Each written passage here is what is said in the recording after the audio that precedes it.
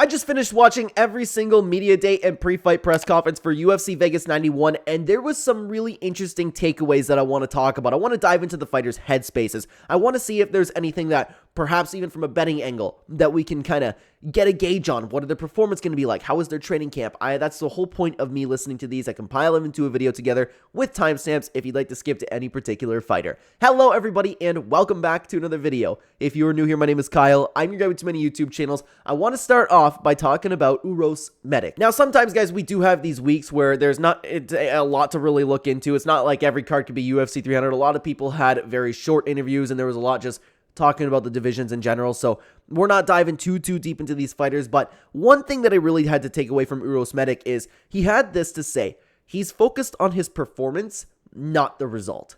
Now, he did expand upon that a little bit, talking about how he needs to really dive into the game plan, he needs to know his opponent, but I don't really know how I feel about that in general. If you're talking about like, okay, I'm not focused on the win, I'm just focused on having a good performance, win or lose.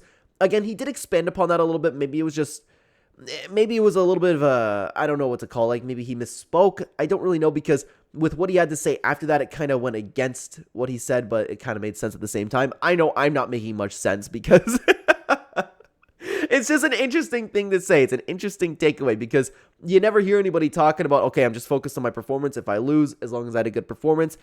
I don't know how I feel going into that, because ultimately you're still going in. You need to get the win, right? Just something to keep in mind. Next up, I want to talk about Alex Perez. So Alex Perez is actually in a very good headspace. Aside from him, in using his words, he's salty about his losses and wants to get them back. But he is in a really good headspace when fighting Matheus Nicolau, because he's expecting something that is probably going to happen. He said that he's expecting a 25-minute war. He's been watching both him and he's been with his opponent. He's been watching his opponent for a very long time. They've met up together. I don't know if they've actually trained, but they aren't friends. They're acquaintances. Like, they kind of like each other. I know that Alex Perez said that Matheus Nicolau came to his house one time. I guess that would mean you're kind of friends. I don't really know, but you can have people over. Not something to look into. But anyways, he also said that fans don't understand how good Matheus Nicolau is. So Alex Perez is looking at this fight very logically. He doesn't think that he's going to steamroll this guy. He's expecting a 25-minute war. Of course, he's expecting to get on top of it, but I think that's a really good spot to be in, because, again, he's been doing nothing but talking about how great Matheus Nicolau is. So really good to see. He seems like he's calm, he's cool, he's collected. I'm feeling good about Alex Perez. I still don't think he's going to win, but at least he's in a good headspace. Now, really quick, talking about Ariane Lipski, she had a couple minutes of a press conference, and she talked about how she has been improving because she gave her life to Jesus. I've been talking about this for a lot of videos. There's been typically one fighter on each card who has been kind of had their life changed by going over to probably I would assume it's Christianity. Regardless, it's typically improves the fighter's life, right? They're more disciplined, they're more focused, they're more grateful, they're happier, and all of that can just lead to better results. So it's something to take into consideration if somebody actually ends up giving their life to Jesus. I know that people don't like to really hear any lectures about that, so I try not to talk about it for too long, but it is something to take into consideration, because people's lives typically do improve after turning over to this religion. But now I want to talk about the Dirty Bird, Tim Means.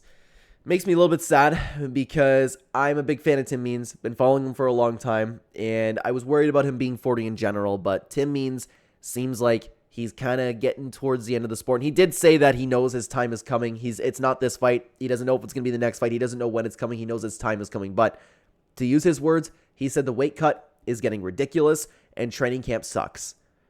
That's kind of the complete opposite of the training camp that Ariane Lipski is talking about going through.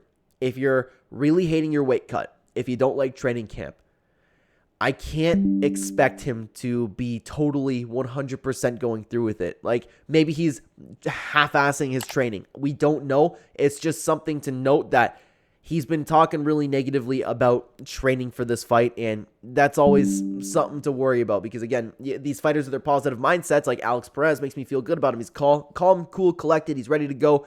He's enjoying the process, but then you have Tim Means, who hates it all.